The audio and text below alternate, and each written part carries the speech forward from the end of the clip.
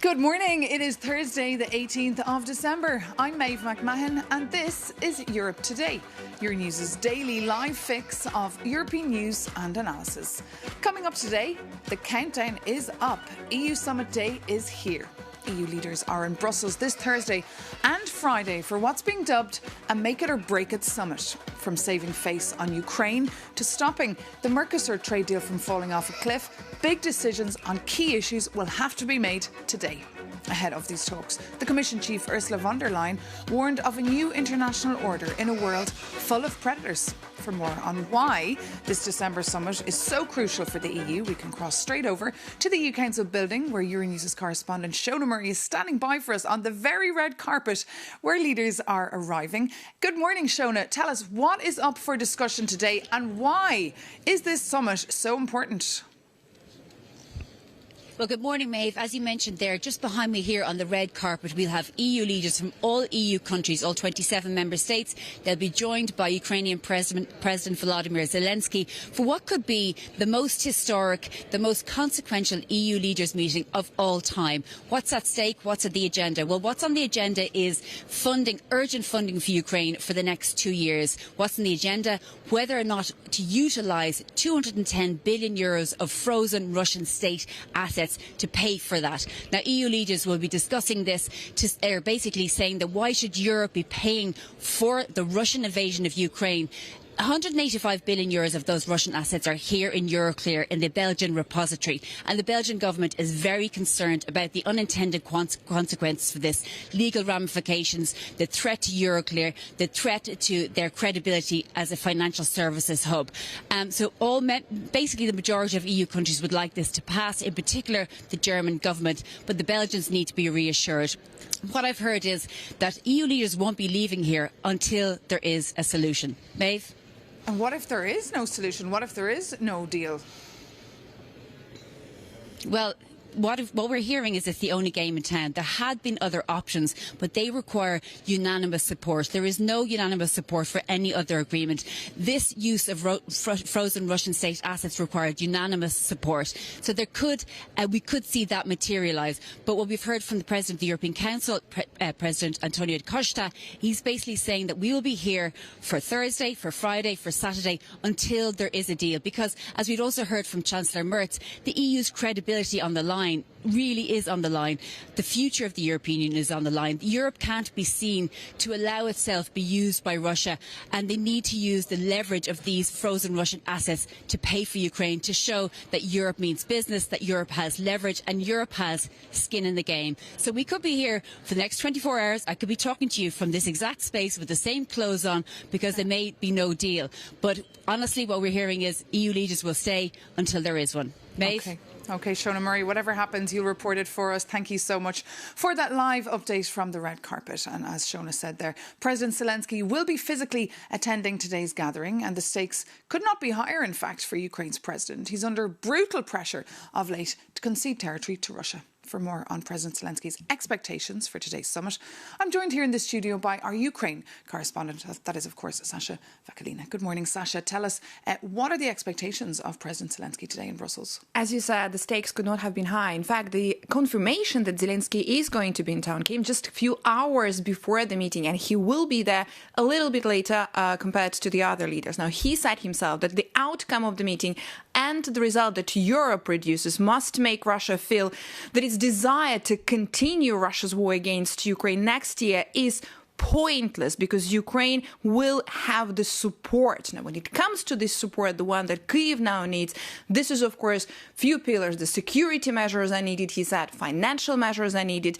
including actions on Russian assets, political measures are needed, and the courage of all partners is required. And he also said that this rests entirely with Europe, and Europe must make this choice.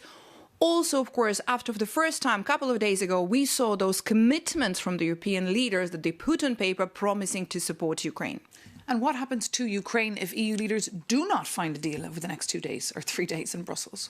Ukraine will struggle with the financing its military needs and financial needs. The next injection is needed as soon as next April, May. And this is the second time when the Europeans are trying to make this decision on Russian frozen assets. Now, we heard also from German Chancellor Friedrich Merz, who pointed out the importance of today's decision when he said we intend to use Russian assets to finance the armed forces of Ukraine for at least 2 more years. This step is not about prolonging the war, but about bringing the war to an end as soon as possible. This is, of course, the argument to all those critics who are speaking against using Russian frozen assets. But at the same time, it's a great indicator of the fact that the European leaders, including Merz, are not expecting Russia to stop anytime soon. Indeed. Sasha Vakalina, thank you so much for that update. Well, ahead of the high-stakes summit taking place today, a number of political groups have been meeting together for breakfast in various locations across Brussels. Our EU News editor, Maria Tadeo, has joined the European People's Party pre-summit gathering, which is taking place in the Sofitel Hotel here in the EU quarter of Brussels. Good morning, Maria. So it's a historic day for the EU. There's no more time to postpone key decisions. What are you hearing there where you are? Well, good morning. And yes, there is no more time because this is the big one. Big decisions will have to be made from Ukraine to international trade deals. And whichever way they go, they will have consequences for the European Union. The European People's Party, of course, is meeting right before the summit starts. We have seen the head of the European Commission already here and now to debrief what you say could be and will be a make or break moment for the European Union. I'm very happy to say we are joined by Luxembourg's Prime Minister, Luc Freedom. Sir, thank you very much for joining us on Euronews. I want to start with a question that may seem trivial, but on a day like today, it's important. How are you feeling? Nervous, anxious, concerned? No, you can't be nervous if you are Prime Minister. I think what matters is that we stay focused on our objective, and that is to provide Ukraine with necessary financial means to survive in this war, because it's a war against Ukraine. It's a war that jeopardizes everything that we have built up after the Second World War. Borders cannot be changed by force. And so we want to support Ukraine. And we are looking for the means to continue on a sustainable path to support Ukraine. You just said something incredibly important, which is this is not just about Ukraine, but it's really about the future and the fate of Europe after the Russian invasion. What happens if today there's no solution? Would you argue Europe will also be in jeopardy? No, I don't think so, but I think we will find a solution. We have two options on the table to support financially Ukraine. One is to use funds out of the EU budget, or to make sure that the assets, sovereign assets of Russia that are with European banks can be used to guarantee a loan to Ukraine. This is extremely complex because it has never been done in the past, but I think we can find ways to organize that in a way that makes sure that it works without jeopardizing also the financial stability of the Eurozone, and making sure that Belgium, where most of those assets are located in Euroclear, will not be the target of retaliation measures or court cases in the future. And who's the biggest headache today? Because a lot will depend on Giorgia Meloni and Italy. Is it Orban today the biggest headache, or maybe do we find ourselves in a strange situation where it's actually the Italian Prime Minister that you need to convince?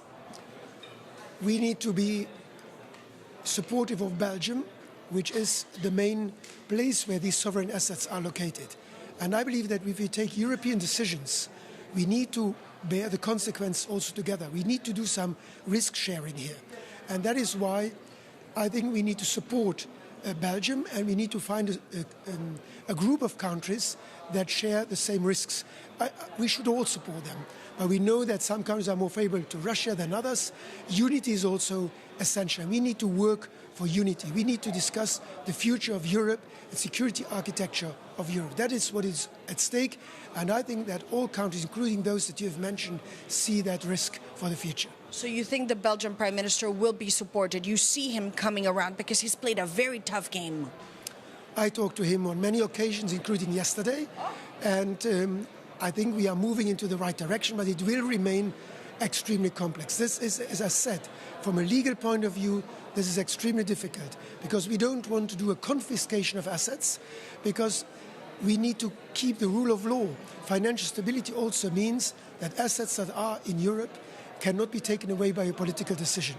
On the other hand, we must find a way either to use EU funds, so the EU budget, or to use Russian assets to guarantee for the future the loans that we are giving to Ukraine. And that is a complex discussion that we will have to have, but I'm optimistic that we find a solution. And you spoke with the Belgian Prime Minister, which is very on brand for the Benelux. What does your political instinct say? Is this something that he can come around and find a solution? How did you find this conversation? Constructive? Of course. I mean, Belgium is a country that is used to many compromises, but this is a compromise among all of us.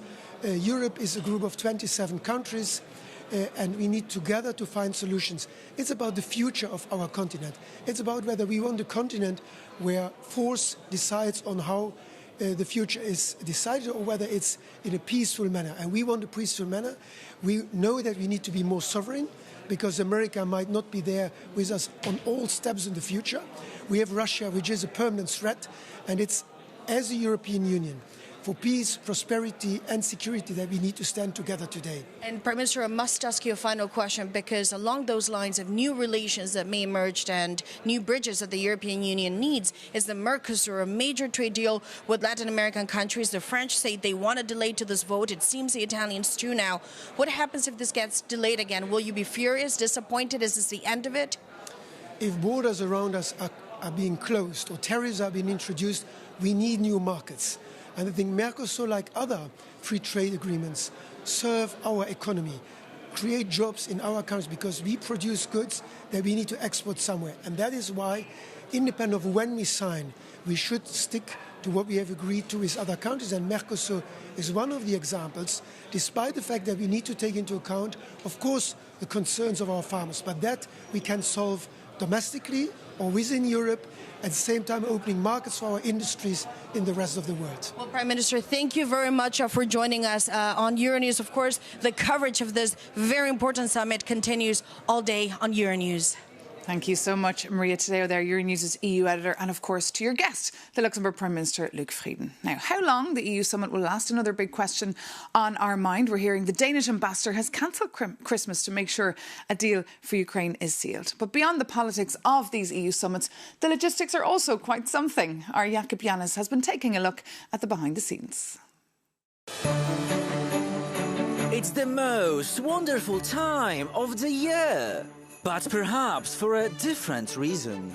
Today we start the final European Council Summit of 2025. Topics include enlargement, the EU budget and support for Ukraine. Or to put it simply, love, money and war. Rumor has it only the sharpest students can tell the difference between the Council of the EU, the Council of Europe, and today's suspect, the European Council. And I am sure you know it, but let's have a recap. Today's summit runs for 2 days. Inside, they will need 30 chairs, 27 for national leaders, plus 3 special seats for Antonio Costa, Ursula von der Leyen and Kaja Kallas. We have 24 official languages. This creates over 500 possible language combinations. In reality, most negotiations happen in English, even though the English have left the building. Finally, up to 1,000 journalists, including us, attend the summit. That makes for roughly 33 reporters chasing every single leader. This week, the noise isn't just inside. A major farmers' protest is waiting outside.